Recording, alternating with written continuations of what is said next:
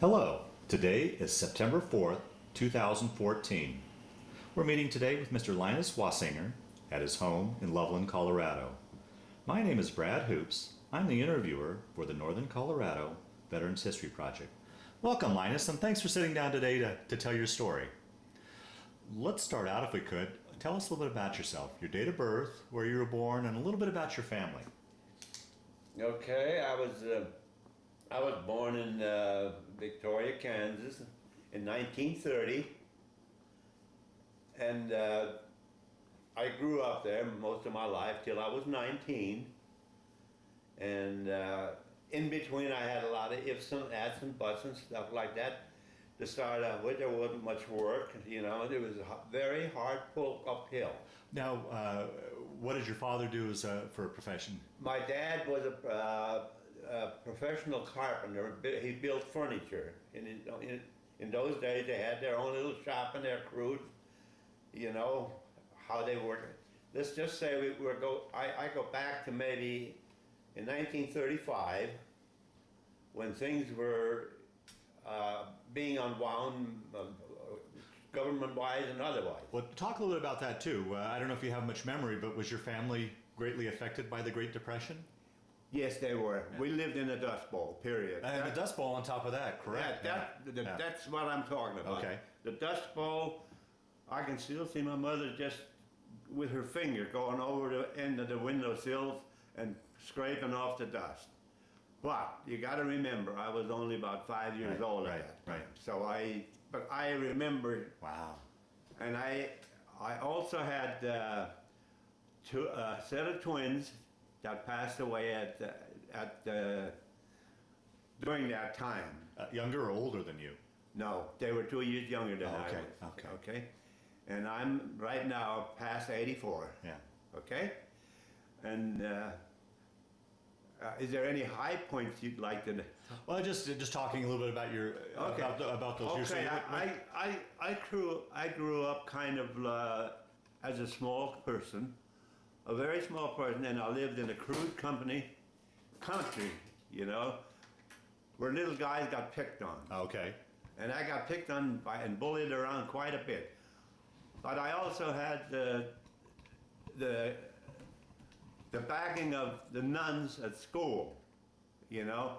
They were my friends, and every one of them was a loving person that would be right there to pull you aside and say, don't this, don't that. And all you had to do is listen to them. They were good, very good people. And I grew up, and if you heard of the Cathedral of the Plains, that big church there, I grew up right across the street from that, in that big red brick building. I was born there. And Dr. Anderson said, I'm bringing you an angel. That's what my mom used to tell me. Wow. You see? And I just accepted it that way. And right on the other south side of the church, the big cathedral, there was a monastery where the young people studied for the priesthood, you know. By the way, I'm Catholic. Mm-hmm. And anyhow, these guys made it a point to be out on that brick church lawn and play football and play with us and made sure that we were part of their gang, you know. I mean sports, referring to sports. And we did a great job of just growing up that way. And it, as nature would have it, there was no work. There was no work. There was no. But I haven't been without work since I was 14 years old.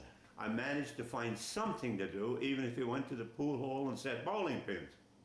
I found out how to get enough to buy a box of graham crackers. You know what I'm saying there? Okay? And it just kind of, I just kind of grew up. And when I turned 19, I graduated from high school. And it was kind of a tough sledding. If it wouldn't have been for the nuns, I don't think I'd have made it. Because the principal wasn't exactly the kind of guy that would give you the edge. What I'm saying there is I didn't get a class ring. But at the same token, when that happened, when the class ring was supposed to come, I turned it down because, no, you told me you're not going to order mine, okay? I'm going to hit this fast and get up. Then there was this nun, Sister Almeida. She came to me and she said, do you feel you want to get a diploma? I said, yes, sister, I really would like to go move with the class. She said, you're going to give me 2 weeks of study and I'll take you there. I said, you've got a deal, sister. I graduated. Wow. And like I said, it was sledding. But my point in all of this was the backing of my brothers. I had I was the 8th brother alive, live brothers. And all of these guys were kind of, and I was the youngest. I had 1 sister and 8 brothers. So I'll show you a picture if you want to see it. And that's the way I grew up. And as I grew up, my sister knew, she had a daughter 4 months younger than I was. And everybody thought we were twins, you know, which we weren't. But she was 20 years older than I was. You follow that? Okay. And she kind of mothered me through life. And anytime, like she said, do you want to spend the summer with us out in the ranch? I said yes. And that's where I grew up. I had 2 mothers. My real mother was more or less like the chaperone that kept eyes out for everything, and just kind of did all the extra work while Sis was out there with the horses and the cows and whatever was to be done. And if you ever heard that song, Big John, that was my brother-in-law. He stood a little bit, I think about 6'7", great man, and he managed to get my esteem all up. He gave me my own horse out there that I could use and kind of take care of. He said, she's yours now, you take care of it. And we lived in very hilly country. And he told me, like he said, that there are certain areas I don't want you to go. With the horse or anything, or even if you see cattle in that area, don't bring them out. And there were just a hive of rattlers in there. You know what I'm saying? And when my 2 little boys came later on in life, when we go down, I showed it to them. He counted 29 of them in the back hill in the rocks. But we didn't go kill anything. We walked away from it. I found out, and I'm not scared of them, because I learned respect for life. You know, if I see a bear, I'd walk around it, try to get around it. I wouldn't kill it. I'm the kind of guy that grew up, I got drafted. I got drafted, and going into that phase now. Yeah, so you get out of high school, and then take your story from high school. Let me emphasize it a little bit on my job. Okay. I did manage to get off and on a job, and this was for the asphalt dirt construction and the bomb oil field company. I didn't have a steady job. You know what I'm saying? All I did was the employment office would call me and say, there's work for you, but we don't know how long. But I turned out to be a good truck driver, and I run the D6, small cat. I wasn't a professional, don't get me wrong. Yeah. But I filled in for sometimes on jobs that needed somebody, and Vic said, I'll teach you. The man, Vic Dehan and Vic Baum, there were 2 Vics I worked for. One of them was from Great Bend, Kansas, and that job, I had to drive 65 miles to get to work in the morning, and that's the way I went home. But if you got to remember, if you ever traveled south of Russell, Kansas, it's just like a freeway. No cars on it. I opened that thing wide open until I got there, and I opened it up till I got home. you follow? And they're not kidding when they say the dirt field of Kansas. But I grew up there, and it was my home, and I was proud of it. Yeah. You know what I'm saying? Yeah. We never know. I didn't know any difference. I didn't know any difference between Oklahoma or anything else, because I was just a local boy, grew up there. So I had a very simple life, but a very loving life by my brothers and by my one sister. Wow, wonderful. And then, to top it all off, she had 6 daughters. My mom had. You follow that? That's where the fun comes in, and how I spend time with all those girls out there. And Sis said, "You might want to go on your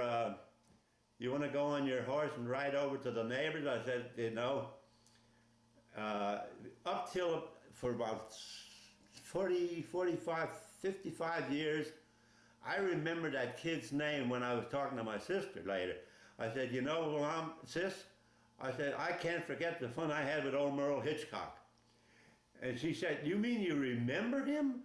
I said, I don't forget. I'm like, good things you try to remember. Bad things you try to shrug off. And that kid and I had a lot of fun. So, you know how boys are, they don't want to mix with girls. You know how that kind of, and that's the way it was there. But we had no problems. And I filled in on, like, bringing the cattle down. And my brother Julius and Johnny came out when, I'll call Ploger. Now when I say Ploger, that's my brother-in-law, the big guy. When he needed help, he would have the rest of the boys come out. And for miles and miles, we'd have a team of horses and we'd fix fences. I didn't do much of anything, but I was too young, you know. But Johnny and Julius would take good care of me. And John would always pick on me, you know. He was a fun guy. People have said he was crazy, and I think he was. Because he was kind of in Pearl Harbor and blah, blah, blah, you know. And anyhow, so I kind of grew up till I got drafted. And what year had the Korean War broke out when you got drafted? Well, no. The Korean War, the Korean War was in full swing at that time. Okay. And they don't get me wrong. You're not going to hear any war stories from me. You're just going to hear military. And anyhow, where was I? I was at I got drafted, and then I was assigned. I lost my train of thought. Where did you get sent off into basic training? Okay, I like that. I like the push you gave me here. I got drafted through Ellis County Draft Board, you know, and needless to say, I got the picture, everything in there, the whole group that was drafted, and if you can use it for reference. And anyhow, we got up when we left for our physicals and all that. We rode this nice high-powered bus. And by the time we got into Salina, Kansas, the driver stopped and he said, "Hey guys, I can't have this." Everybody was celebrating that last part. And when the bus would hit a railroad stop, the bottles would come up where the shift was. And well, we knew we were out of line and we paid attention. We weren't out for trouble. We were just celebrating wrong. You know how that goes? You do the things, if you admit your faults and correct it, you have no problem. That's the way we saw it. And then we got inducted in Fort Leonard Wood, Missouri, which there's a whole group of the guys that were there that were inducted there. And from there on, they said, "We don't really know exactly which way you're going, but we're going to have to feed you." It's like that one side, "We're going to have to feed you till they call you, okay?" And we had the nicest, and I'll go through my whole military career, I had the nicest officers, the non-commissioned officers, and I too turned into a non-commissioned officer. You know what that is, don't you? Yeah. Okay. So I had a very good experience in my life, but just on a joke side, we went in. We got transferred to Fort Riley, Kansas, the group I was with. And that's where we took 16 weeks of high-powered infantry. And how was that? How was that for you, going from civilian life into military life and your basic training? The best I ever had. Was it? Yeah, because I couldn't find any work. Tell you that? You follow what I'm saying? I was glad that I was finding something and that I could do something that somebody could look at me and I could feel important. You know, that's like Vic Decken, and like I said, these two people I worked for in the oil fields, they had a lot of respect for me that way. And they too had showed me how to run equipment I didn't know how to run. So actually, to me, it was an education. Going to school and learning how to do something. Now, you know what a D6 is, don't you? For those that have watched this, tell us what a D6 is. Pardon? For those that have watched this tape, tell us what a D6 is. A D6 is a slush pit. It's a small bulldozer. Okay. And you take those slush pits, you know, where the overflow of the oil, where that would drain into. Well, now Vic says you don't have to know anything. He said, get on and just shift and it'll dig a hole itself. So I had a lot of education. I'm getting back to the military again. Okay.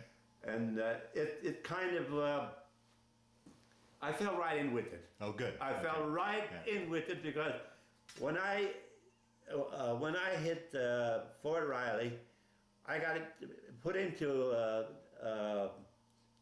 alphabetical order to the W's, and the sergeant, those sergeants were fantastic.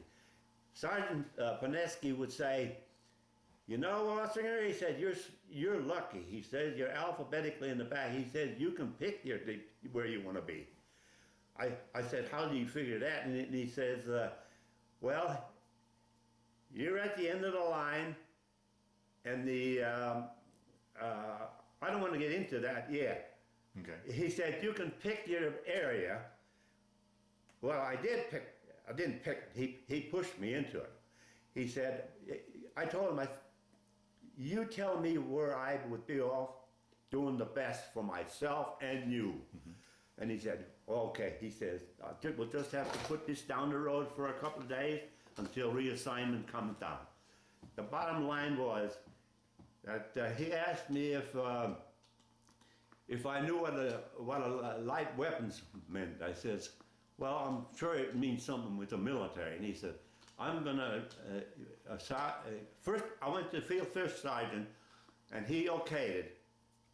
That I would go in as far as training, heavy training. To give you an idea what I'm talking about, I could take a 45 caliber pistol and blindfold myself and assemble it and reassemble it. And that's the way I learned with the light 30 machine gun, not without a blindfold, not on those kind, you know. But I was pushed into light weapons, how would you say, education. Because, and it paid off in Korea, because when they came into Korea, I was reassigned, helped these guys out. They don't know where they are. I was good at that. Okay. I was very good. I was a very good light weapons instructor. I wasn't too good at explaining things. You follow? I wasn't a real kind of a person that would be able to get to the point, but actions speak louder than words. That's what I used to tell them. I said, "Pay attention if you want to learn it." And I would take it up, and I'd take 3 or 4 at a time to the assigned area where we were and do the work, and I said, "Pay attention to what I'm doing, and maybe you can do it." And I had no problem with most of them, you know, as far as, but that didn't last very long. This was still in basic training. Oh, okay. Yeah. So you were instructing soldiers in basic training? No. I was learning how to. Oh, okay. I was learning how to. Yeah. I was filling in to be assistant to one of the platoon sergeants. Oh, okay. In other words, if the platoon sergeant got sick, I could stand up and say, "Hey guys, can track and stuff like that, and take over for him." But don't get me wrong. I'm not saying I was highly educated. Yeah. I was griping with this stuff. Okay. I was grabbing and holding on. God, I hope I don't blunder up. Well, needless to say, while we were in basic training, I went home, and we got engaged, Donna and I, my wife. Now you'd known her obviously before you went off to the service. Yeah. We've been married for 64 years, and anyhow, we got engaged, but do you believe that God sits here? Okay, that's the way I have looked at it. We got engaged that night, and you know how you soup it up and celebrate. And Donna didn't think that I should be driving, so I said, I won't drive if you don't want me to. But she had to get to work. She worked at St. Anthony's Hospital, and she is a professional. I mean, she's a professional at taking care of the elderly, nurse aide, switchboard. She knew that hospital inside out. But she had a full-time job, and in the spare time, she was a soda jerk down at the drugstore. And that then, if she still needed work, she took care of her grandma and grandpa at home. That's where she stayed. And she was, at that time, she was taking care of her grandparents. I got to throw that in because it's very important. And to give you an idea how she functioned, she was running a combine out on the farm for her dad at the age of 12. So figure it out. She did it good. But anyway, we got engaged that night, and needless to say, Artie, let's see, how did that work? Oh, yeah. The duck swim. I still remember the guy that hit us. He had stolen his friend's car. Not really stolen, it was barn stolen, you know. And he came out of the dark alley and broadsided us. And we was right up again. We wound up in the front yard of a police officer. She was unconscious. I was laying over the steering wheel, where the impact from the car. And anyhow, so the cop called ambulance. Right, it backed out from over. It was right at the other end of the block. It backed out, picked her up, and took. What an error. But cutting that story down a little bit, I called back in to Fort Riley, and the CQ, you know what that is, don't? The CQ screwed up my call. I called him, I told him, I don't remember, that I won't be able to come in because I got a problem here. And he took it and reported it to the commanding officer that I said I wasn't coming in. He really screwed me up.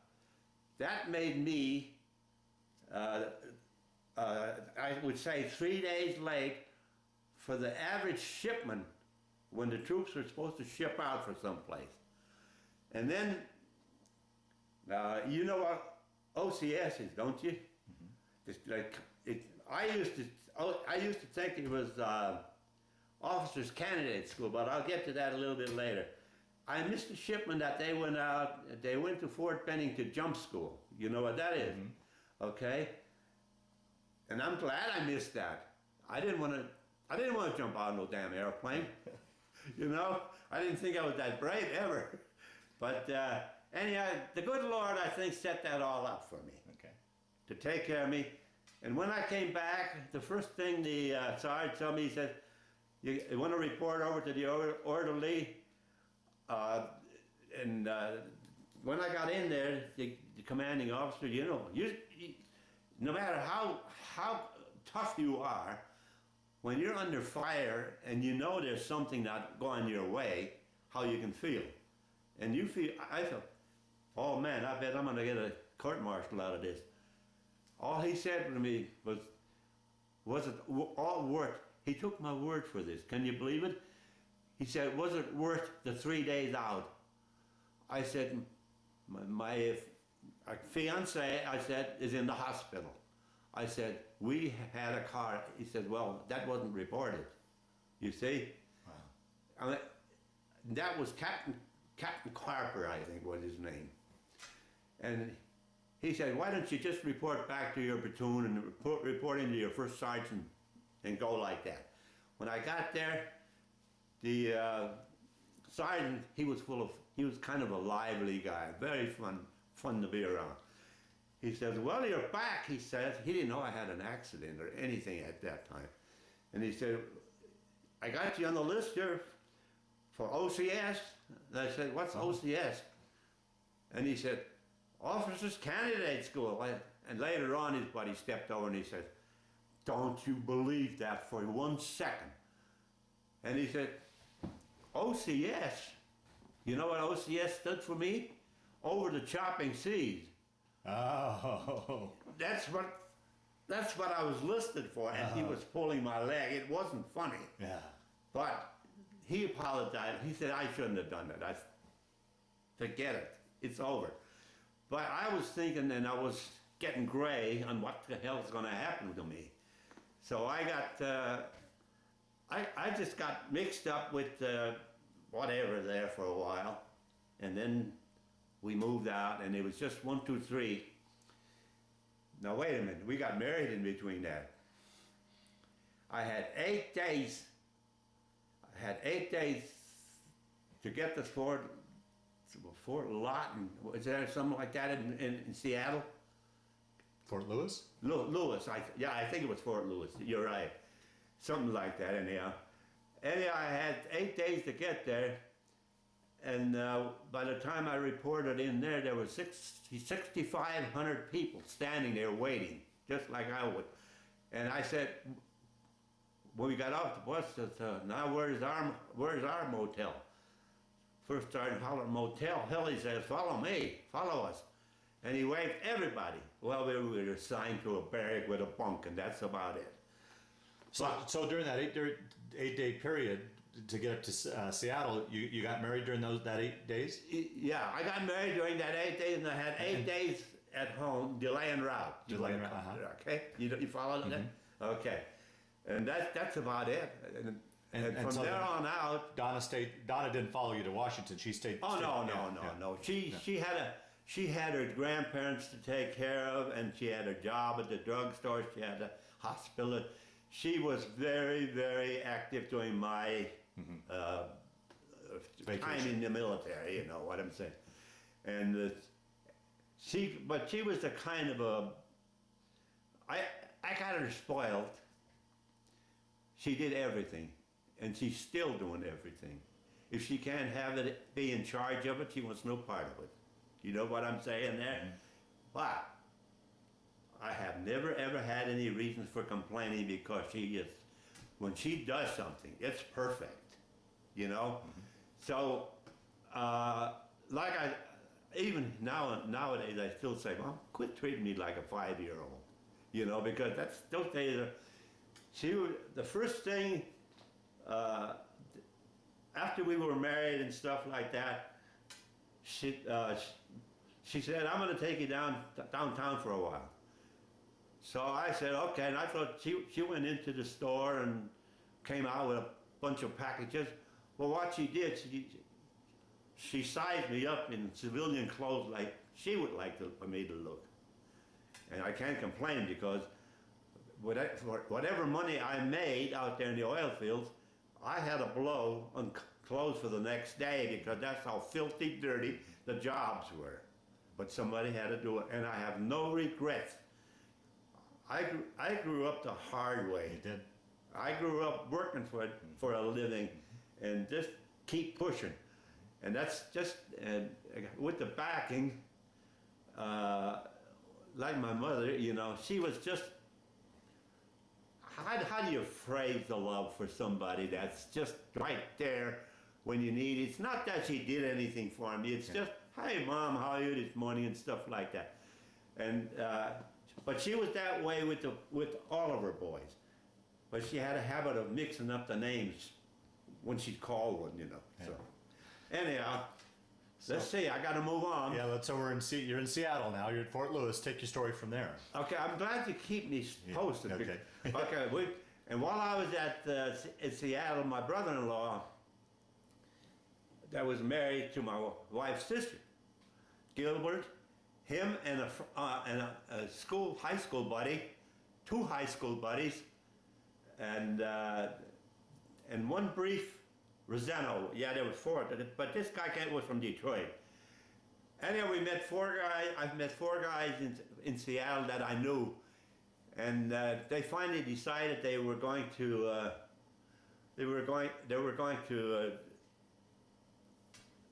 I was looking at that man out there. I didn't know what he was doing. Anyhow, we had a lot of fun for a couple of days before we got shipped out. And by golly, if we didn't get the big reward when we boarded ship, we got a coffee and a donut when we boarded ship standing in line. You know, you follow that? But we accepted it. Okay, so once more, the Marine links, the ships, everything's right there in pictures if you want to see it. Yeah. There were 6,000 of us on board that big Marine, not the Marine Lynx, but the General Meigs. The General Meigs was the big ship we went over. And we slept like this, 6 on top of each other in the hole. And that's the way we slept on the front lines too. Wow. Well, that begs the question. I mean, here's this country boy from landlocked Kansas going to sea. Did you get your sea legs, or how was that crossing for you?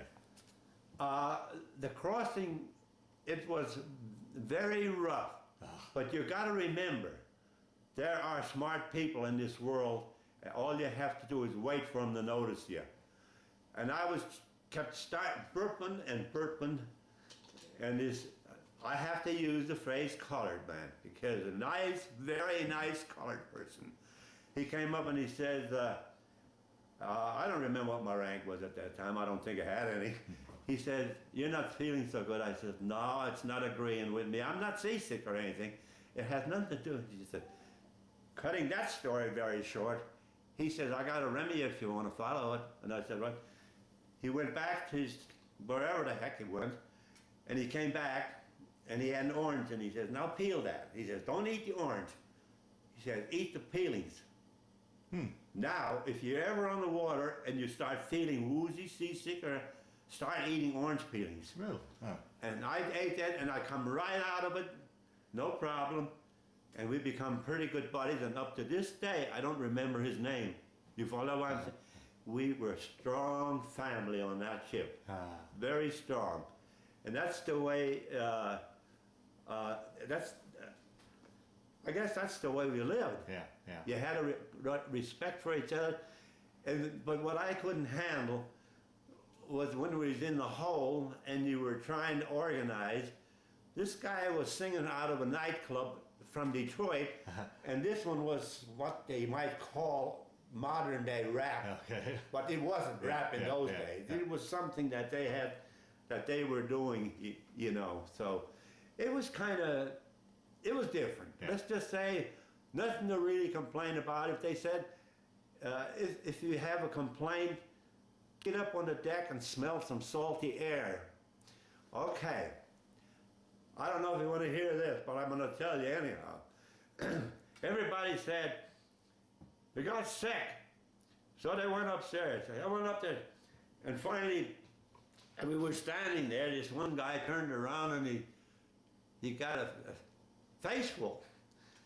And the other guy says, "Oh, how good this salt air makes you feel." Well, what was happening, there was a lieutenant up on deck heaving his guts out. Oh. And it was, that was not much for this program, but it happened. Yeah, yeah. You know, you want to know what happened, Yeah, that's what happened. yeah. And we finally corrected that. They clamped down on the officers. Anything higher than the main deck where we were lucky to have room to sit, let alone do anything else. And we spent 18 days crossing that sucker. Now, did you stop in Japan first, or did you go directly to Korea? I'll get to this in just a moment. We stayed on that ship until we got to Yokohama. Mm-hmm. From Yokohama, we got another donut, I think, and they oriented us to what we're going to be. We didn't even, some of us weren't even allowed off ship because they were just pulling in for a repair job, which I don't know what it was. They needed a little bit of service. And then they said, now we're going to be pulling in down in South. It was in. No, we rode the train. We rode the train to the Rappel Depot outside of Tokyo. Funston, I think. No, Funston was. Don't get me wrong. I'm going to get these all mixed up. That's fine. That's not. But you know, it was a processing place. Right. And I would say there was about 2 million people there waiting in line to be shipped.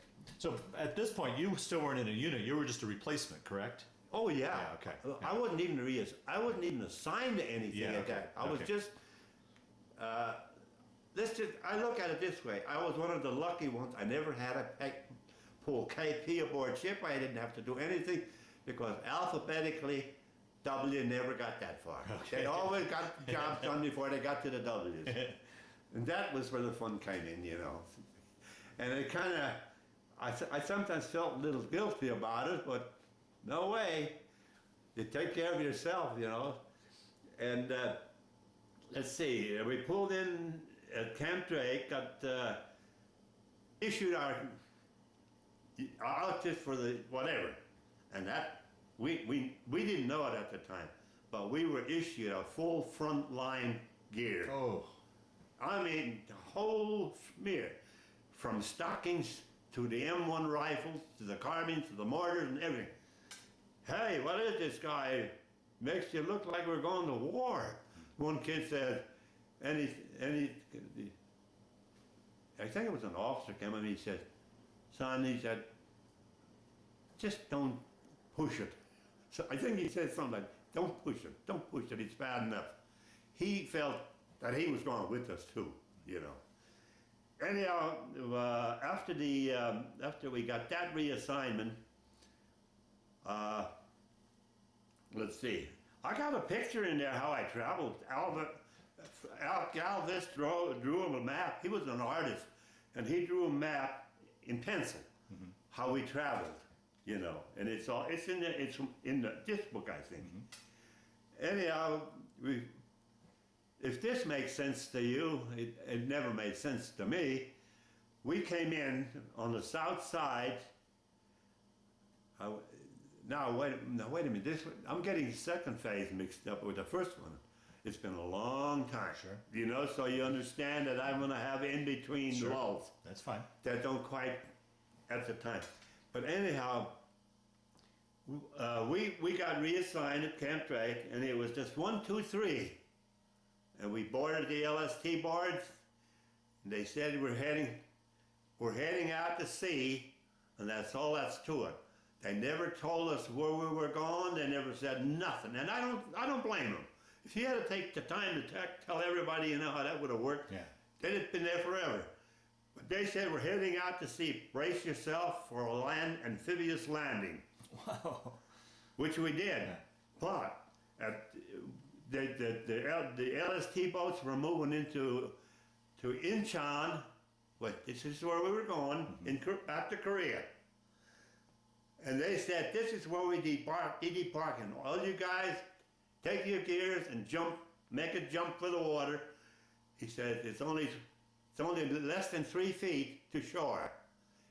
Yeah, 6 to 7 feet is what it was. And that's how we went in, duffel bags, all your gear and everything. But again, we were so disappointed at that.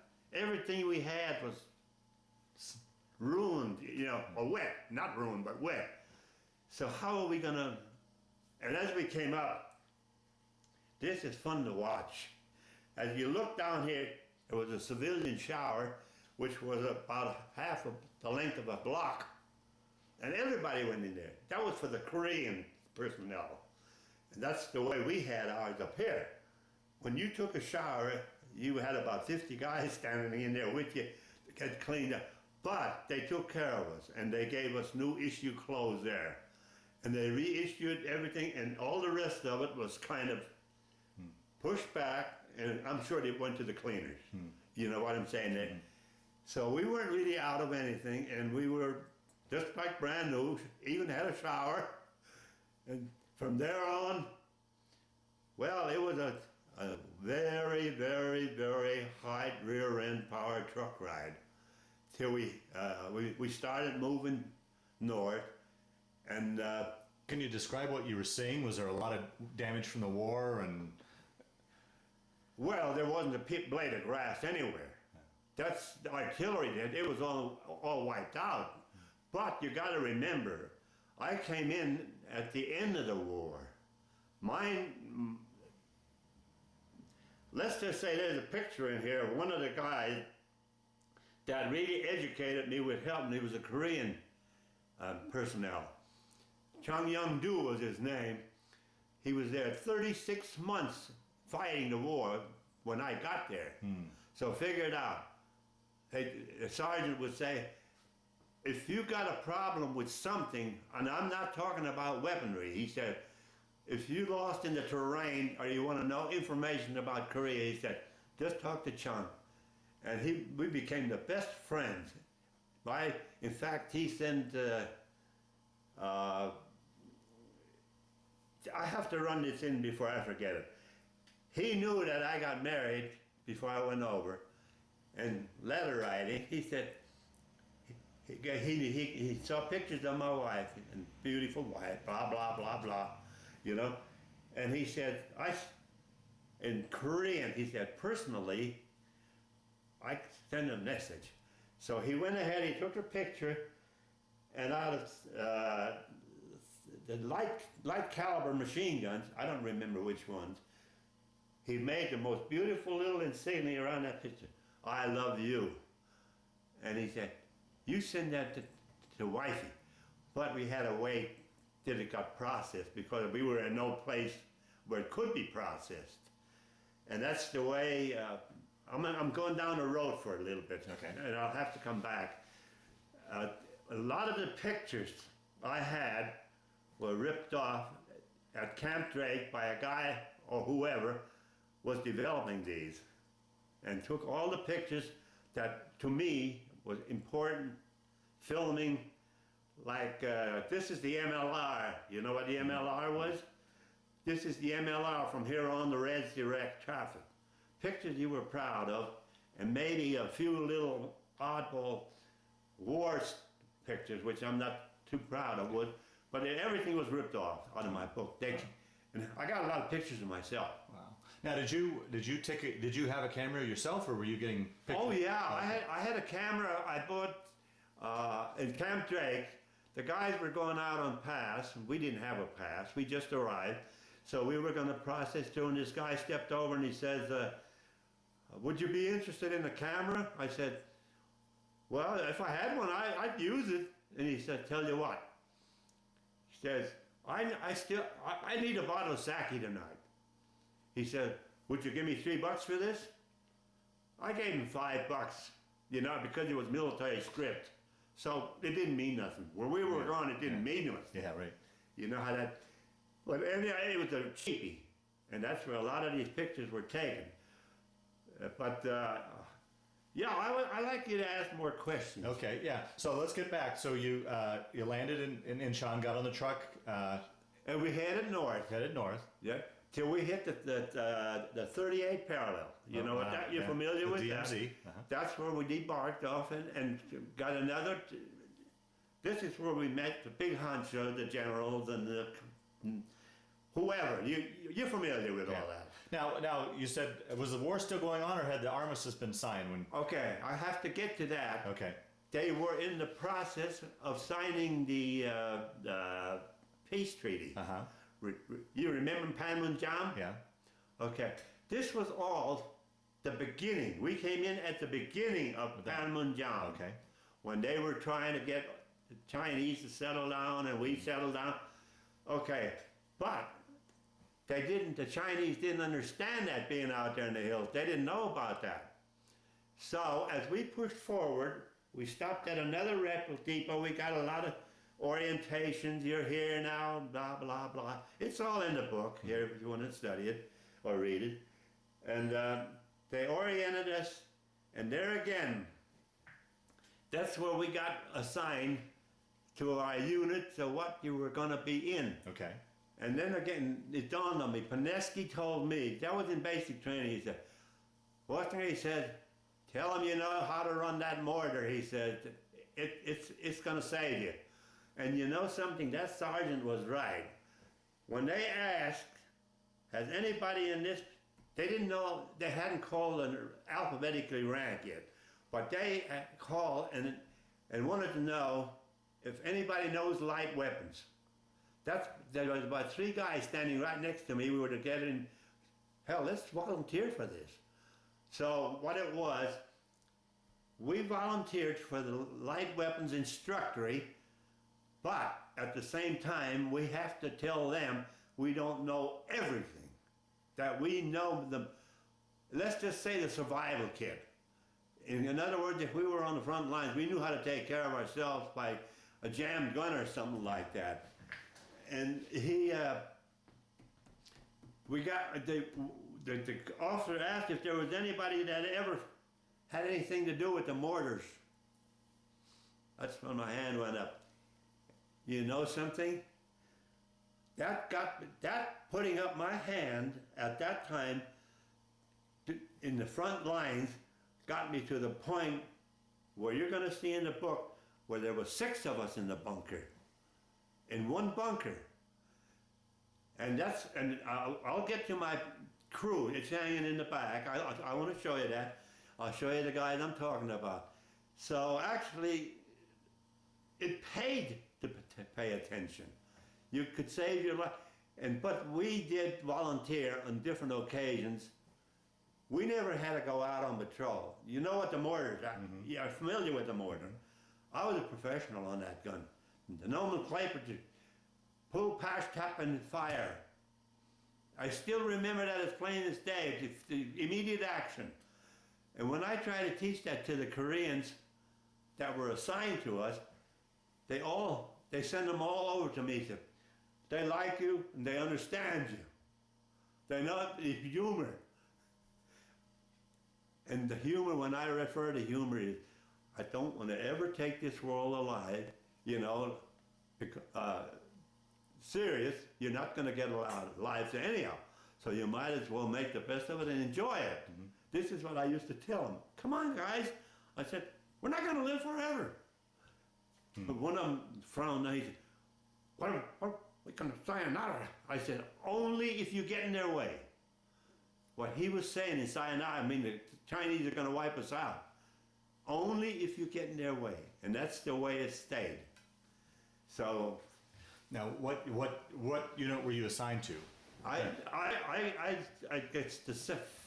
It's the light weapon.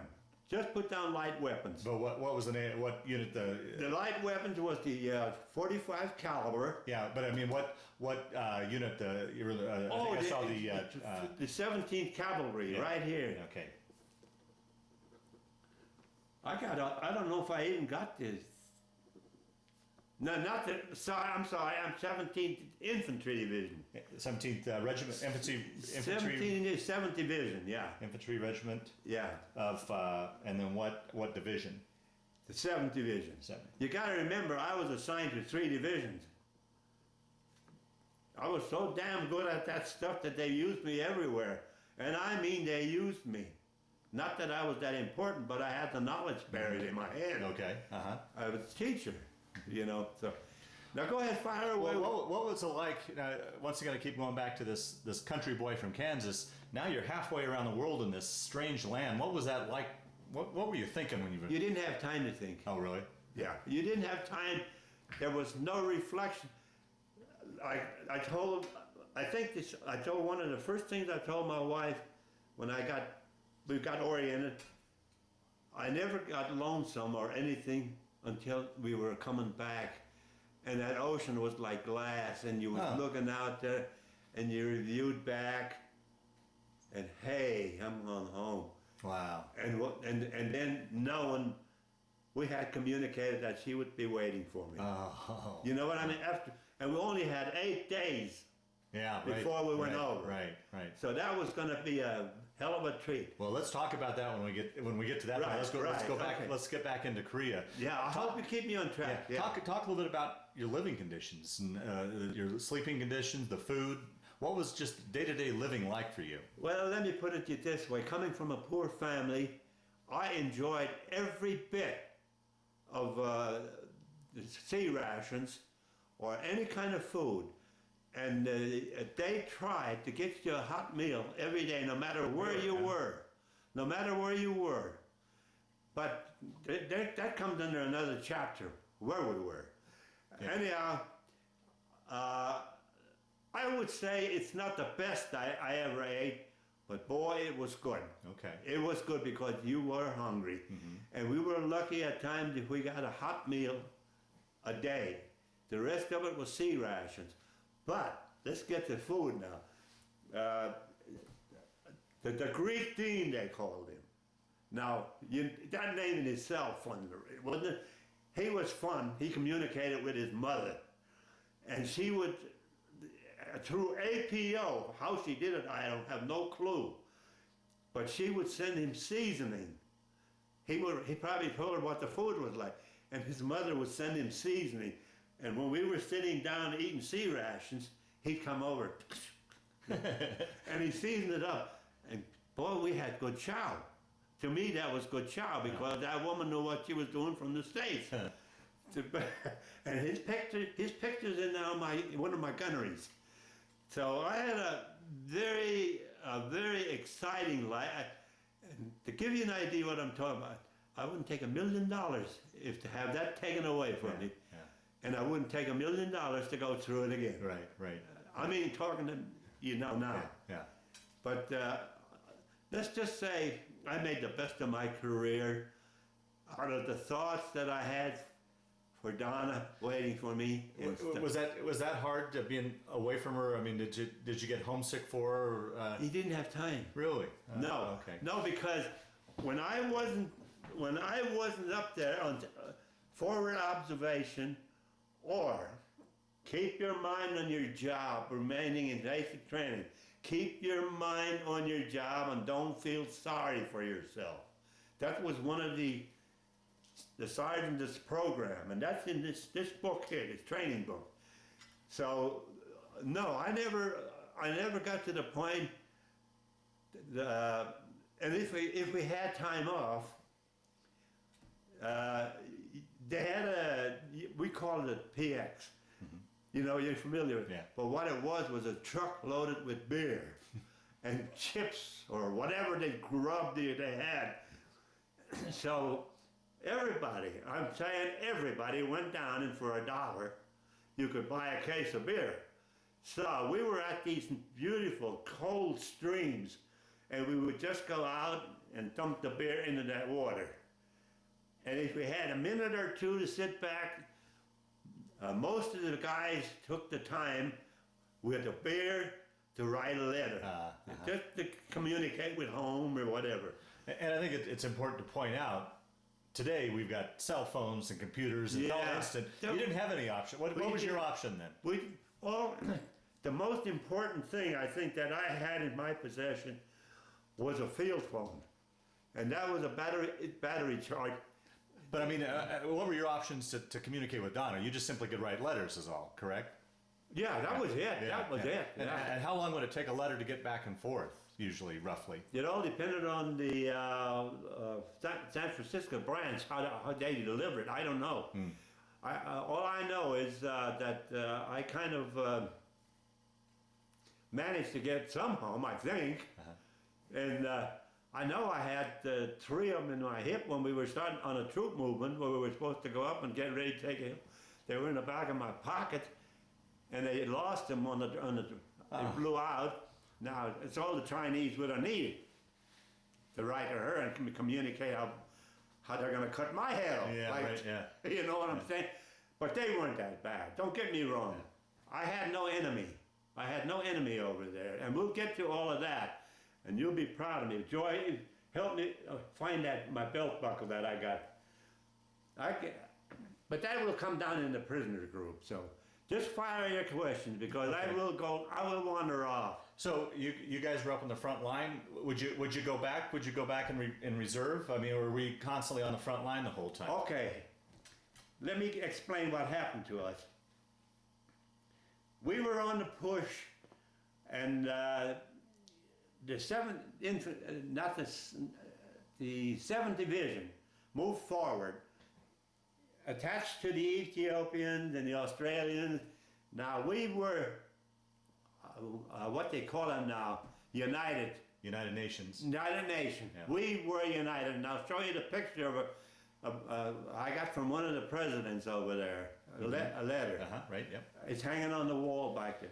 Now, would you interact with these other nations or these other troops like the Ethiopians or the Australians? The Ethiopians were over here, and the others were over here. We were here. We had nothing to do with them except that the commanding officers from these units communicated. Oh, okay. And they laid it down in English, in American to us, and they laid it down in their language over here. And it worked out pretty good, except when I got to it assigned with 4 Puerto Rican brothers. Another story. Anyhow, I lost my train of thought. Go ahead. Yeah. So you're up on the front. You're talking about being on the front lines. Okay. Yeah. Now I got you back. What happened? The 17th Infantry was supposed to fill the gap with the left flank over here. We were on the last push of the war, and that was doing. I didn't see Heartbreak Ridge or what do they call all those fancy names? Heartbreak and Hamburger Hill. We went by like 1062 or 548. We went by numbers, so I don't really remember what hill I was on. All I know is I was on hill 506. Now, getting back to this, what I will get this out eventually. When we moved forward, we lost contact over here. You know what the MLR is, don't you? No. Once again, explain. The main line of resistance. Oh, okay. Okay, that's where we were supposed to hold the MLR and just stay there until we got relieved. Well, what happened? The MLR somehow got broke off. On this side, this one was advancing. We were in between here. Okay, the gap, the vacuum was right here, see? Now pretend my cap was a hill. They came like this and surrounded us. Oh. The Chinese. And that's the way they held us for 6 months on that hill. On Zebra Hill. We were up on that.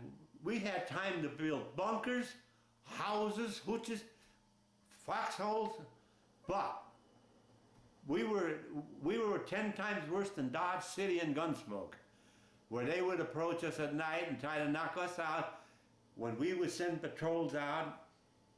And we were named the Guardian Angels of the line for the simple reason, like I said, I take great pride in my lessons that I learned as a gunnery. When they would get me on that phone and say, the Guardian Angel 256, I had this night firing device and I had the luminous dial compass in front of me, and when they gave me a point to I'd open up with everything I had with my guys. I'm giving my 16 guys credit for this, not me. The 16 guys that took my orders. They were called the Guardian Angels of the front line. And when that call came through, Asthma 4, 2, 3 or whatever, they would open fire with everything they had in flares. And they would illuminate that front line just like daylight. And that way our troops could see where they were and go into combat with them. But again, I look back. Thank you, Sergeant Paneski, for telling me about that. Remember? It paid attention. Right. I paid attention. Right. So anyhow, we did, boy, we really made fun like that. And then came on the lower level, there wasn't much low level in that area. But you can see it in the pictures too, the roads where we wound in with the tankers. The tankers had to move up in position to knock out positions with the heavy weapons, with their anti-gun, anti-aircraft guns, high-powered guns. But at the same time, I know that there were 3 times I volunteered on that detail to go along down, and all it was to surround the tankers when they were doing their job, to watch the rear echelon, the side echelon, and just to be there in case they needed support, in case they got, and boy, we made friends with them guys. They couldn't shake our hands hard enough. Thank you guys, and we didn't even know who they were. You know, there was no time for introductions or anything. Right, You know what I'm right. saying? They came in, and let's just say and we didn't even know anything about it. There was a position right up there that their forward observation had figured out. The bottom line was we did a lot of things we didn't even know about, you know, but we were called on to do the job. And I don't know if this is important, but it's going to be for the rest of my life. It's going to be important. This little story, how we were moved into a position, and how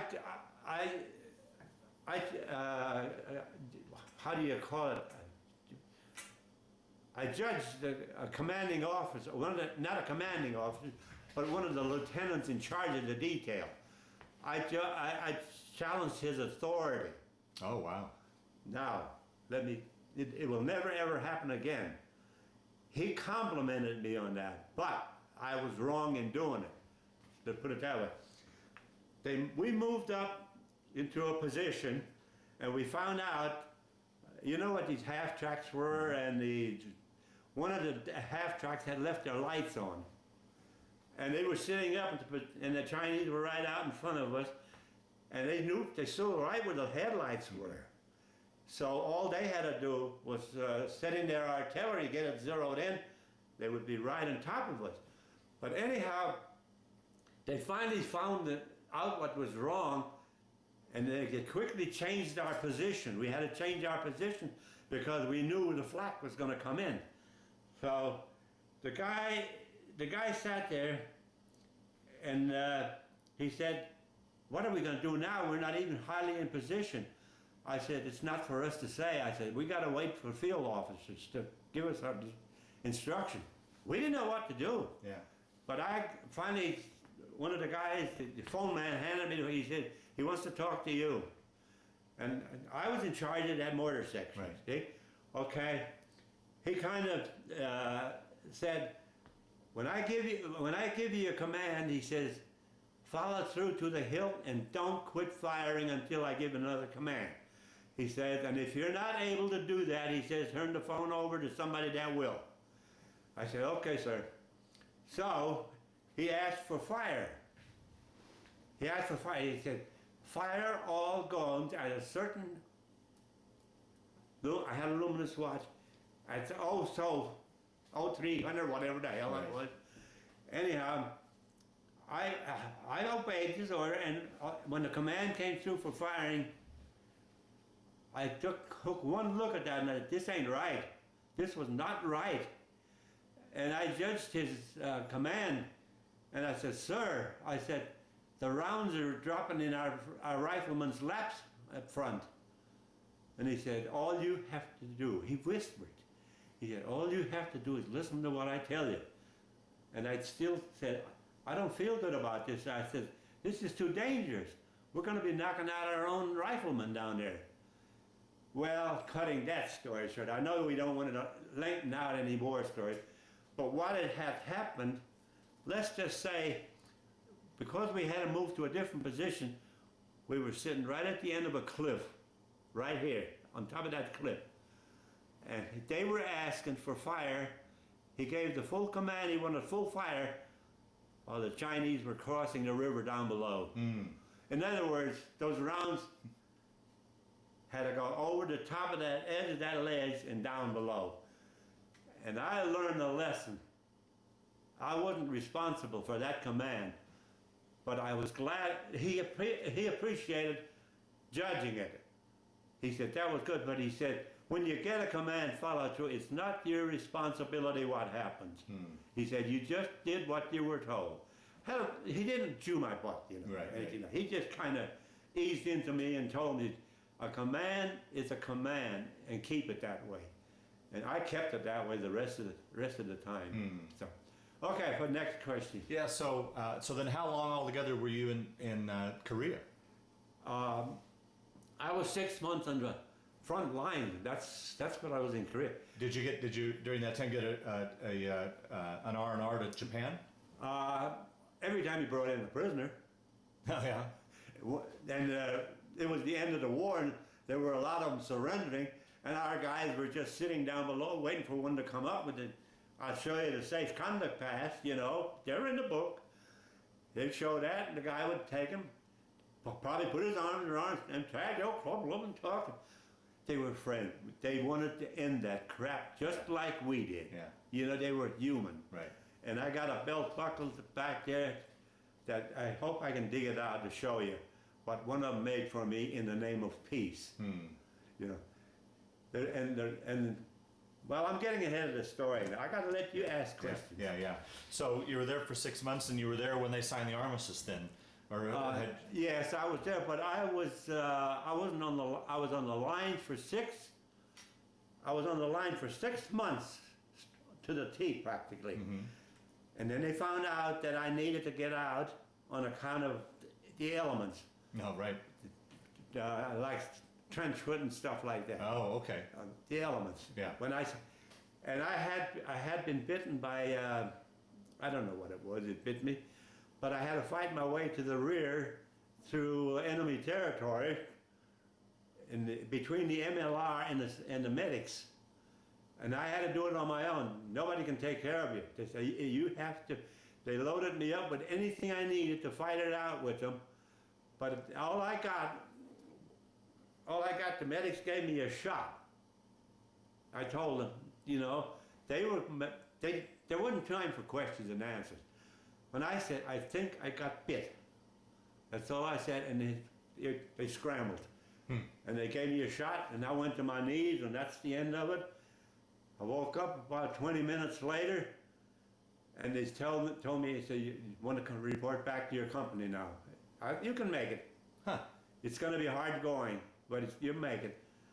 Boy, I tell you, I've never been in hangover drunk in my life. Not that it was that effect, but, you know, the flop. Yeah. But they were right. I made it up that hill. And while I was on that way going up that hill, and I had a picture, I took a picture of, this is the MLR, you know what that is? The main line of resistance. From here on, the Reds direct traffic, and I had to walk right up through that into my position and hope the hell I don't get knocked off. Wow. Were you scared? I mean, what's going through your mind? You didn't have time. You don't, sure, anybody that said they weren't scared is either a damn liar or, you know, or whatever. Yet you were scared from the moment you came in. Not so much of fear, but of the elements, what can happen to you. Right.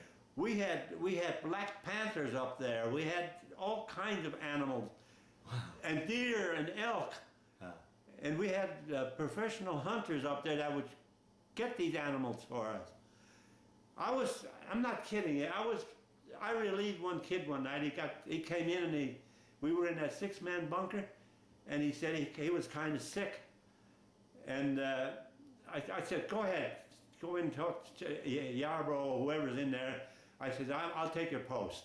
So I stayed out. You had to keep somebody on that post because we were guarding a road coming up to our position.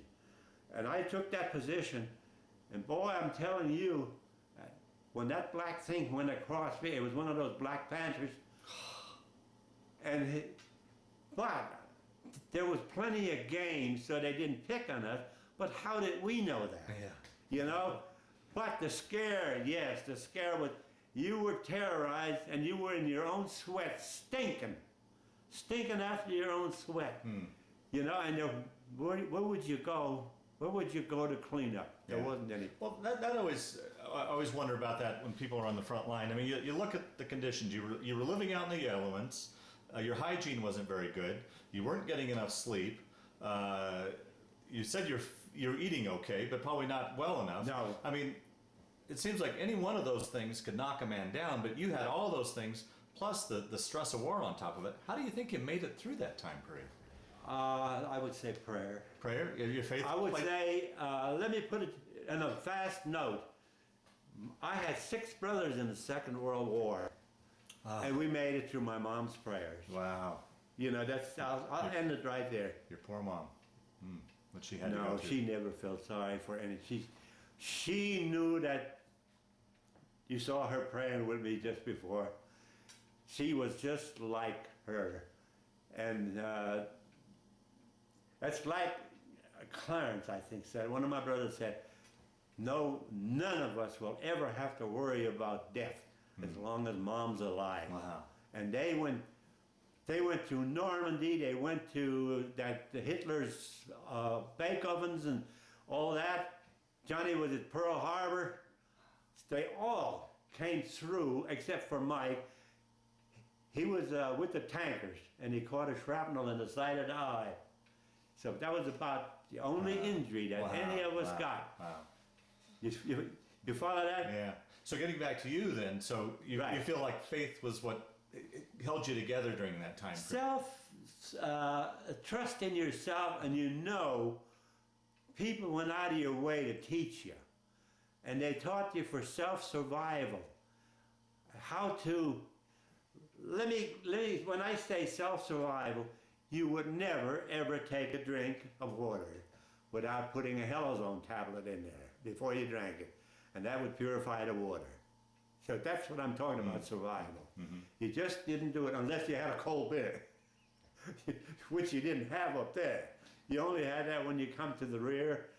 And you hit a high note right there when you said, how did you survive it? They knew possibly when to pull you off, because your field first sergeant and your medic would run routine checks. That our little medic was a hero 10 times over. And I got a story in my book about him. I sent it to the American Legion magazine. How that guy would go around, stick out your tongue, and he was just a kid. But man, was he ever God's blessing. How he conducted himself and did his job. And he even got rid of his carbine, you know. He carried a light carbine, 30 caliber carbine. And he laid that down. He said, I don't want this to interfere with me when I do my job. If it hits me, it hits me. That's how dedicated he was. And through that, he would pull certain guys. Let's just say I had 6 guys that could relieve me up there. All I had to do was say, hey, Jarbo, take command of this until I get back. And then you would go down, Joy, that's where the tents came in. And we'd be in those tents, and they try to get a hot meal down, and if you wanted to, you could jump in they had lakes there, they had rivers there. If you wanted to if you want to get the grit off you, get it off. We used to just jump full uniform on. And the only thing we would take off was our boots. We just didn't want boots squishing later on. You know what I'm saying? Yeah. But then the clothes, and it was, at that time, there was the humidity and the heat and everything. It just took care of you. That's the way the sweat rolled off you. And you know what I've often wondered, let me tell you how we was in a bunker. Like I say, we were six men in one of those hoochies, sleeping out. I came in, I had relieved one of the guards. I took my turn at post, you know, for the simple reason, these guys, I wanted them to be really in charge if I can't function and I'm tired and can't get my orders. I depended on, we were a family that depended on everybody. And these guys, I came in one night, I'm not kidding you, and I crawled up on the top bunk. That was the only one that was empty. Our bunks were comma wires strung back and forth with cardboard, if we had cardboard rationing laid on there, and your sleeping bag was on top of that. That was your bed. Okay, you'll see the pictures as you go along. Anyhow, we kind of I lost my train of thought. I do that good. I'm good at. Anyhow, I came off of the post, and as I crawled up, my nose was almost this far from the ceiling. But you were so tired, you automatically just died. You just died. But while this was going on, I leaned back as I lay down, and something went across my face. And what in the hell is going on? Oh, you're going to really enjoy this part. I was upset, I was wiped out, I was frustrated, you name it, and I was it. But the most thing I was going to get rid of what this damn thing was.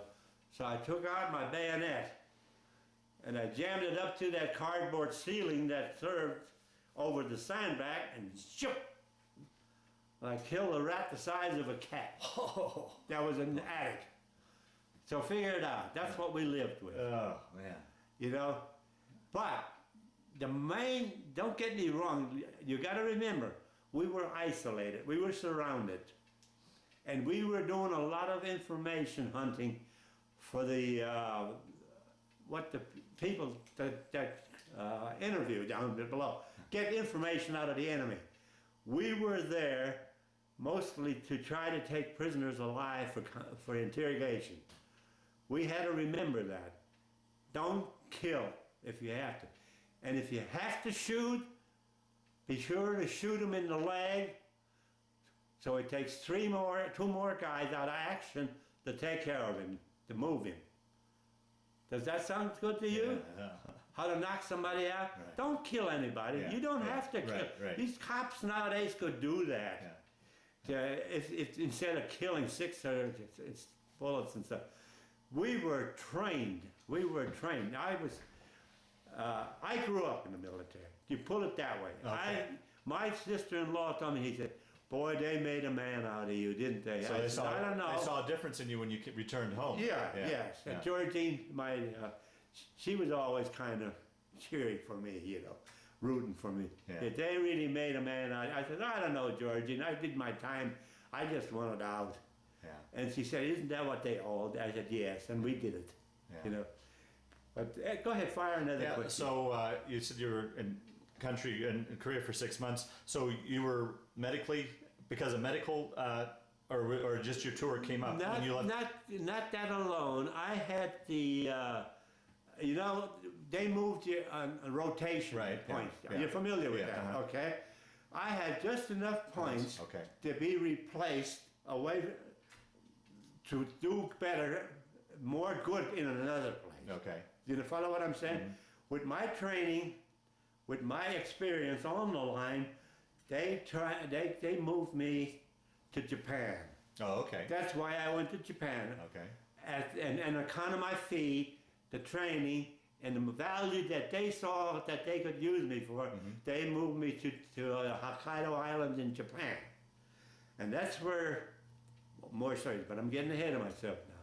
So I want you to keep asking questions. Well, what was that like? Now, here you're in Japan. I mean, Let's just stop. Let's just stop a little bit on the end of Korea. Okay, yeah. Finish out on what we this is where I have to throw this in.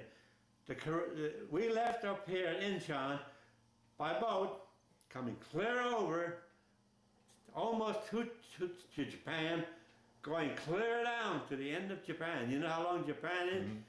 Coming in at Sasebo and putting me on a damn train and sending me up to Otara. Clear across the island. Now up till a few years ago, I didn't know why that was. Why would they do that? They knew my feet needed airing out. You follow what I'm saying? There was a medic with us and all that kind of stuff. But I had to ride that train almost barefooted. And he would come around and say, that didn't dawn on you. Why in the hell are they doing it on this long ride to the train? But what made it for us though was, every once in a while the train would stop and the Japanese personnel would, mostly women, would step on, and what they were doing, they were giving you little good treats and stuff. Appreciation for being here. Wow. Well, that was my next question. I mean, here, not 5 years before, we were enemies with Japan, but they. Oh, there were no enemies over there. Oh, okay. That was in the past. Yeah. This group of people, you got to remember we're kids when the war, the Second World War, they were kids like we were. And they were modern day people that understood. And our occupation under MacArthur, General MacArthur, he was the whole blame in a sense that we went past our destination. I forgot to cover that, to tell you the truth. I'm not sure of this, but when when the Second World War ended, MacArthur tried to finish it. So this is a story that I was told. So MacArthur tried to push across and take a hold of Korea right away. Well, he pushed into Korea.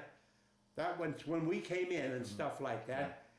And by the time he hit North Korea, he had 1 million and about 2 more million in reserve Chinese waiting for him. Right. And that's where the war really, that's where that was in the 50s. Right. I was there, I didn't see any of this. Right. It's just some of the facts, I don't know facts, but some of the stuff that was told me. He pushed ahead for the, and that was the time when Truman fired. Right. During that time. Right. But I had a chance to see the man. Oh, did you really? Yeah. On the Tokyo airstrip. I didn't. Oh, wow. I wasn't exactly standing next to him or anything, but I had a lot of respect for that man. Yeah. There was just something that made you feel proud the way he smoked that corncob pipe. Yeah. Were you familiar with that? He just kind of.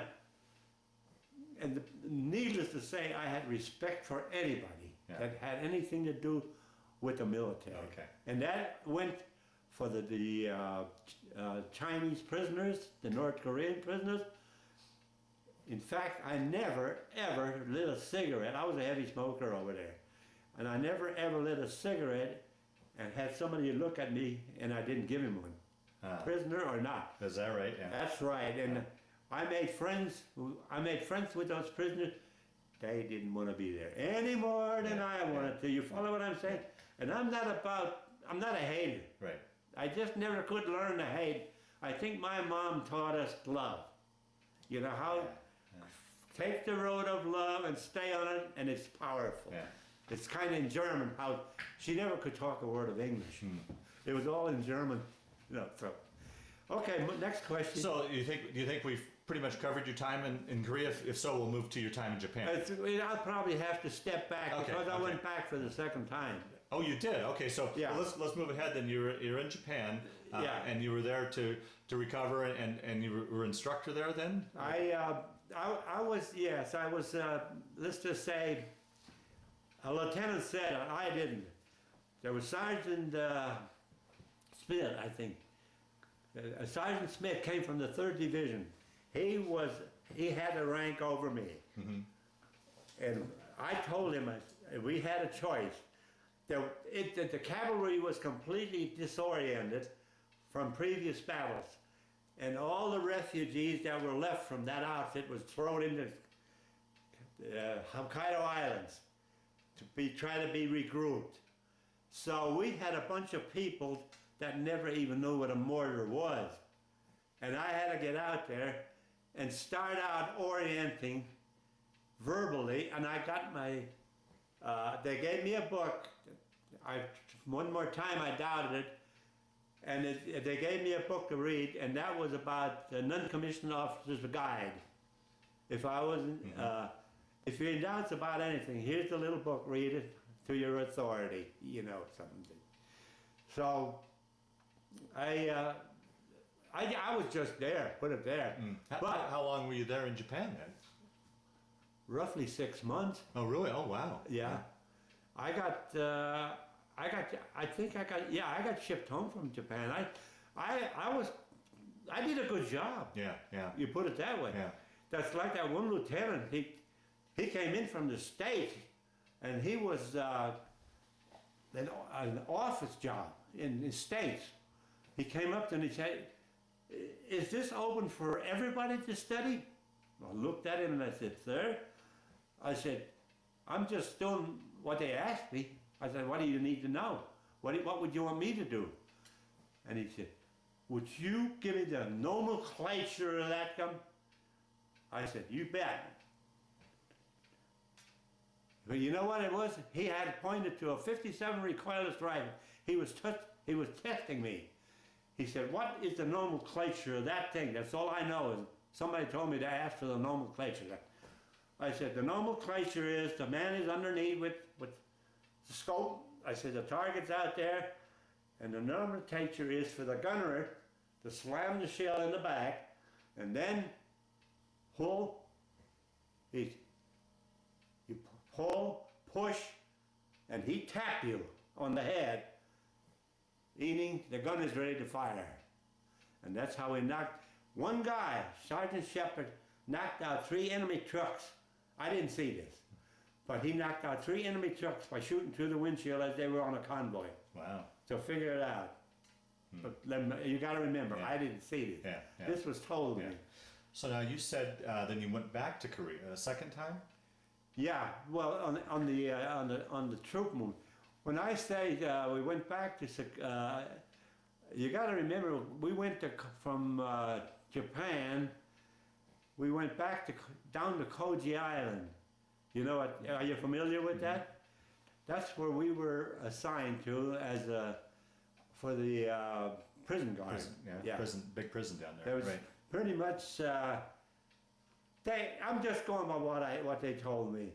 There were 42,000 or more prisoners there, and all day, all you can do with them is just kind of be there. But I got I just held the rank to get the detail there. What the detail was, you know how night falls and you sit there and you get drowsy and the commanding officer was sleeping in that tent back here. First sergeant was sleeping over here. I was over here by the phone, sitting ready for all odds, keeping in contact with the machine gun towers and the double security guards at the gate and the jeep. That we had a roving guard. There was a jeep and a road inside of the compound. That jeep would cover 10 miles of security guard, keeping on the move for 12 hours. For 12 miles. By the time he made his round around that island. So don't go by what I'm saying. Go by what I heard, and I got pictures of what they're talking about. So you did a 6-month stint there at that prison, and then from there you came home. And no, what we did, all those prisoners, the Chinese had finally realized that we weren't fighting anymore. And that was one of the reasons they'd send out the front lines, gave the guys a break to go to R&R, to go whatever. They cut it all back, and we just kind of hung in there. But again, being an uncommissioned officer, the first sergeant came in, he says, I'm going to fall in all my field firsts and all that. He said, I want command of who's in charge here. I said, well, you have to talk to the first sergeant and the officer in charge in there. I said, but he said, I'm talking about security. I said, are you talking about phone security? I said, well, that's me. He said, that's what I'm talking about. What he was after, he was forming a roster. I'd like to keep this one short. Yeah.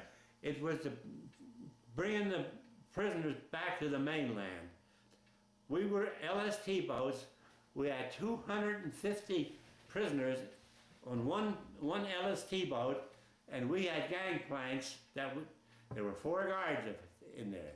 We'd walk the gangplank, not walk it, but you had to be there in case of an outbreak. And boy, I tell you, if an outbreak, you'd been doomed anyhow. How would you stand up to 400, even if they weren't armed? But these guys wanted to go home. We knew that, they knew it, and they appreciated it. And especially when one of them asked something, how is what we're doing? I would try to my best to say, you're going home, I hope. Panmunjom, Peace Village. Ah, Peace Village, ah. They knew that they were being recognized one more time, not as an enemy, but as somebody that's going to be standing in judgment with their own commanding officer, their own people. Once we got them to the camp, our job was over. We got back on that LST boat and went back and got. I only had to make 3 trips that way. That was 60 miles away from Busan, Korea, out from the mainland. So we hauled them all in, and while we were on the march, I'm so proud of this. Up till a few months ago, I had that belt buckle, and when I went to work over here after the military, I could never figure out what was inscribed on that belt buckle. And they had a Korean guy working there, and one day he pointed at me and he said, "Hey, you number 1, you're number 1." I said, "How did you get number 1? Well, being on the job, he didn't find time enough to have him explain it. So I just forgot about it until Sherry come in there about 2 months ago, I'd say. I said, "Sherry, would you do me a favor?" I said, on the computer, track down what this means, or find out what this means. What it was, she did it. She tracked it down, and it was the guy's name with peace as a peace offering to me. Wow. And he gave me that for the simple reason, as we were marching these guys along, there wasn't no restrictions on smoking or anything with us. They couldn't really fall out of line and get a cigarette or anything. Don't get me wrong. They were in formation by their authority. But this one guy, that was so funny. He looked at me when I lit that cigarette and I said, "Hey, boyfriend." I go, "What up? What up?" So I gave him a cigarette. And he lit it up and he went like that. I don't know if he finished smoking it, but he lit it and he got a few puffs out of it. Then one of the guys next to him talks to him. Whatever happened, I have no clue. But anyhow, he fell out of rank again and he came over and he says, "Presento, presento, presento, presento, presento." And he must have said it about 20 times. What it was, he handed me that. He shook hands with me and gave me that belt buckle. Oh, wow. And that's what that meant. He wanted to know that we were friends. And that made me feel good inside because we were dealing with human beings. Right. You know what I'm saying? I had no enemies over here. Yeah. And if I would have ever had to shoot my rifle or anything against the odds, I would shoot him in the leg or something. Yeah, I was wondering about that because I remember you mentioning back growing up that you never killed anything. No, I never. And what would have happened if you were put in that situation where you? Oh, yes. Where you had to shoot a. I was trained. I had my training to fight. Yeah. To give you an idea what I'm talking about, I'm going to refer back on an incident that happened in Korea, and it's an offbeat incident, but it happened, and I think it'll fit good into your story. Fear. We volunteered for a listening post. You know what a listening post was? Okay, we were kind of assigned to the listening post. The listening post was here with a water-cooled 30 machine gun right out here and 2 BARs pointing in every direction. There were 3 of us out there. And all we had to do is what it said, listening post. And if there was any commotion out there, you had a field phone, you called command, whoever was in charge, and let them know to be on the alert back there. We are spotting or hearing something. Okay, now let me go back to the elements. I was sitting there in the middle of that sucker. I was supposed to have that water-cooled machine gun ready, which I did, just in case 20 of them came up that hill. They would have got it. Yeah. Between me and those 2 ARs, we'd have cut them up. Yeah. So, but what happened, I was sitting there, and we went out at dawn. This is a good story. We went out at dusk. So figure out how nightfall, how calm everything can get and peaceful. We were just sitting there, and we were there, it seemed like forever, just waiting and waiting and waiting, till finally I got a pebble on the side of my shoulder. And I tried to look over, but it was getting to the point where it was dusk, you know. You couldn't really see. So I braced myself for the worst. That's when the sweat starts rolling, you know. Okay, we got to get ready for it. But you also have to put your training into use. Forget about yourself and do your job. Do your job is the back of my mind. And then all of a sudden, it happened again. And this time I heard the noise. And it didn't sound exactly like it was coming from the front. How can we be infiltrated from the rear? Our guys are just right behind us. They were less than 50 yards behind us. It's full ammo, full fire. And then all of a sudden, the whole thing just blew up. It went cuckoo, cuckoo, cuckoo. Guess what? A tiny little cuckoo bird has landed on my shoulder and was trying to get in under my warmth from underneath my helmet. The little bird didn't know where it was, probably. I never did find out. But it was there, and it was looking for protection for the night. And here I was sitting in a ball of sweat. And how am I going to tell these guys in total silence what's happening? So I laid everything down. I took the check, and I went over to one of them. I said, "Hey, relax, relax. We're okay." But we never did get a prisoner for interrogation. We never got hit. Fear and elements. When you talk in your stories, talk about fear and elements. And then especially in Vietnam with the snakes and all the stuff when they jumped into foxhole, which other guys may talk about. Right.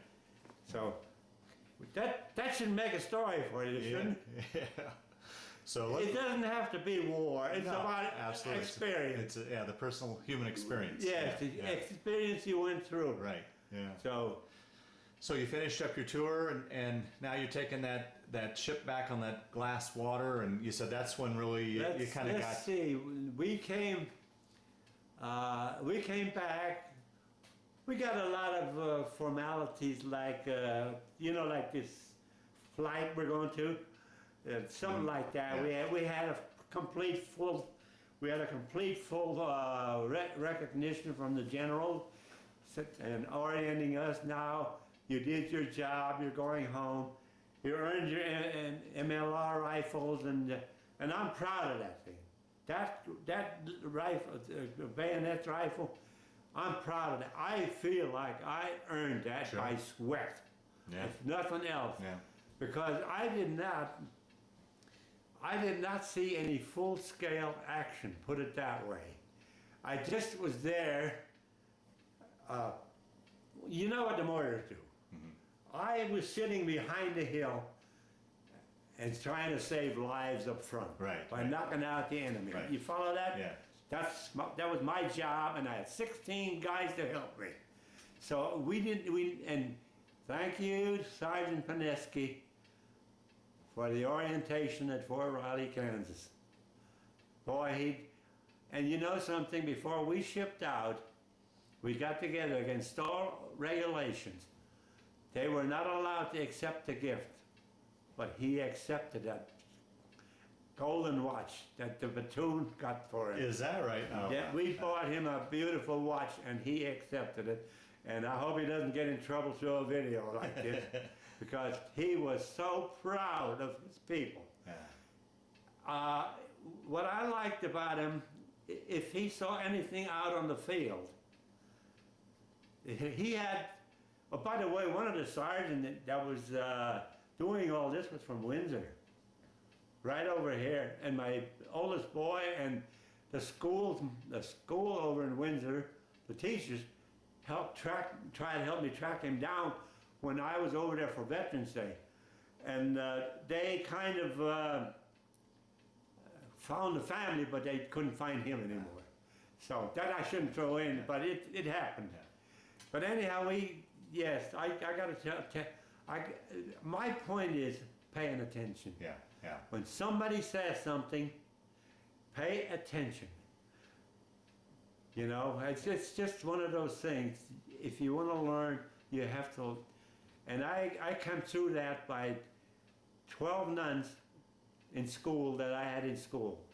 They knew what they were teaching. Right, right. You know, right. and my mom said, I guess through them I learned, what do they call it? The comfort of the heart or whatever you want to, humility, you know.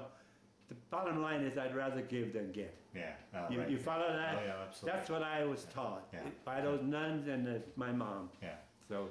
Well, let's take your story now. So you come back to the States. How much longer were you in the service before you were? We covered it. Let's see. We covered everything on the island of the prisoners, right? Mm-hmm. Okay. So now you're gonna have to prompt me. Yeah, I was gonna say now you've served your tour and you're on that ship coming home. Yeah. On the glass water. You said that's when you felt the loneliest. That's the only time I ever felt like I was alone, and I got a depressed feeling and felt funny. But it all ended. Yeah. And you said Donna was going to. Did Donna come to the West Coast to meet you, or where did? Well, no. What it was, Donna she wanted to communicate with me on the landing, and I didn't know whether we knew that we were coming into San Francisco or Seattle. Oh, right, okay. And I didn't want to detour her. I wrote her or called her or whatever, and I told her I can't make arrangements. I just can't because I'm still under orders and I'm on a troop movement yet, and I don't know where I'm going to wind up. Yeah. So what happened was that, oh, you'll love this. We all got excited. We were going home. Yeah. We were on that trooper, and the energy got so energetic that when we finally docked in Seattle, it was just like 1, 2, 3. 6 guys were AWOL. They jumped ship because they were the most beautiful lit up ferries and boats and beautiful girls surrounding the ship and having music and welcoming it home. But government had to intervene. We were staying in that bay for 4 days because they were going to have a governor's convention, and they wanted to bring this in as the troops were debarking. Boy, I tell you, we could have had a bare knuckle fight. I have not had any respect for those people under those terms. They are screwing up there by the number, the politicians, if they could only get it together like we did in the war. If we could only get them to do their job. End of that subject. But, next question on that part. So you disembark. What was it like? I mean, you were in a war zone. Now you're more or less back in civilization. Lost. Lost. Very lost. Were you? Yeah. Yes, I was very lost. Let's just say, Donna held a job at the hospital as a switchboard operator, and she had the first few nights she had to get out of the house because I was having relapses. So you were back. Okay, so I was talking about when you first got to Seattle, but so you got to Seattle, and then you went. Oh no, we rode a very friendly train from Seattle to Colorado Springs. Okay. And from there on, we were processed through, medically checked out, and if you qualified, give blood transfusion for donating. Yeah. And there it wasn't like you go in there and there must have been about 20 to 50 people sitting in line here giving blood, and the blood was on the floor. But we volunteered for everything that came along. Now, is that where you got discharges in Colorado Springs? Yeah, but they let us go home to report back at a certain time, which I am not sure of anymore. But this is where I took the bus going home. And one of the hardest things I think I ever went through in my life was that lady next to me on the bus. And it was not at somewhat nighttime, and she wanted to talk about Korea and blah, blah, blah, and coming back. You know what I'm saying? Yeah. All I wanted to do in that bus was, God bless her, I just wanted to lay back and relax. Yeah. But we survived that too. Yeah. You know what I'm saying? And then, here's the catch. She asked me one time what was the happiest day in your life, Dad. This I have to emphasize very highly. When I got there, it was 3 o'clock in the morning, or even maybe a little later. Everything, they're like a one-horse town, you know how they can be. Yeah. Nobody, you don't see nothing or nobody, except what was neat about it. I didn't know that at the time, but Donna was parked at where the bus stopped. And anyhow, I got off, and meeting her, getting in the car with her, to me was the happiest day of my whole life. Yeah. And we embraced for a long time, without a word. Yeah. And finally, I said, "Are you here alone?" She said, "No." What had happened, a cop was doing his job real well. He came down and checked out why she was parked there, you know, and she told her that she was waiting for her husband, and he's coming in on a 3-4 o'clock bus. So he stayed down the block while she was, till I embarked and it was in the car. Oh, wow. Can you imagine? Yeah. In those days, they want to criticize the police. Yeah. Look at how that man sat there by himself, just waiting to make sure she was safe. Yeah. You see? So but after that, it was just all questions and answers like here. And but there wasn't, with me, there wasn't very much. By the way, my brother-in-law, Gilbert, was on the same boat going over.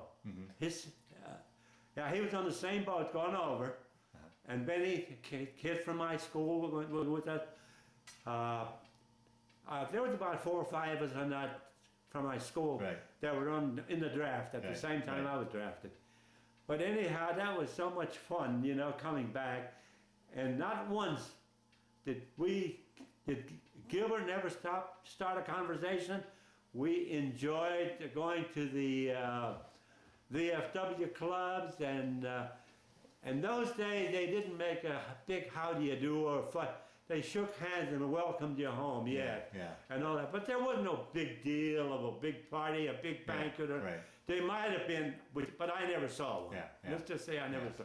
I was glad I had a room to stretch my arms and lay down and take a deep breath and totally relax in safety. Was it hard for you to readjust from, I mean, being in the Army and everything you saw and experienced, now you're back in civilian life? How was that adjustment for you? That was, the adjustment had to be made, or hit a fast note and get off of it.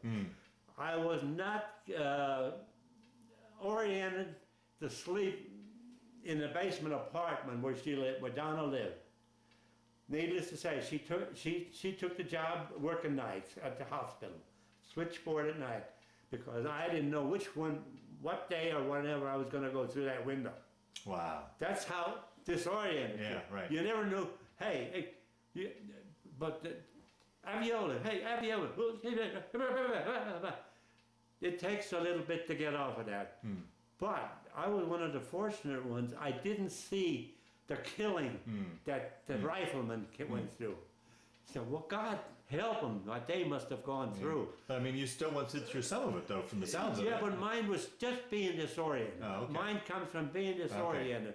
Like you said, from there to here, or from there to going there and coming back. It wasn't exactly an easy job. You know? And I had, at that time, I was trying to adjust my my mental capacity, and I can still. I think one of my friends said he came in there and he stood there. I didn't have the door locked or anything. My friends, previous from school, Melvin said he came in one morning and he said, You were laying and talking there, he said, Vic, where do you want this truck? Vic was my previous supervisor out in the oil field. Oh, right. That I was driving trucks for. Yeah, right. And I was trying to orient back into civilian life. It didn't come easy. Yeah, yeah. But again, I repeat, I didn't see action enough Yeah, right. to be blown away, like Yeah. have a limb look. And my family went through the whole scale of the Second World Right, War with right. the same deal that I got. Right. And thanks to my mother's prayer. Right, right, right. That's about it. Yeah. So.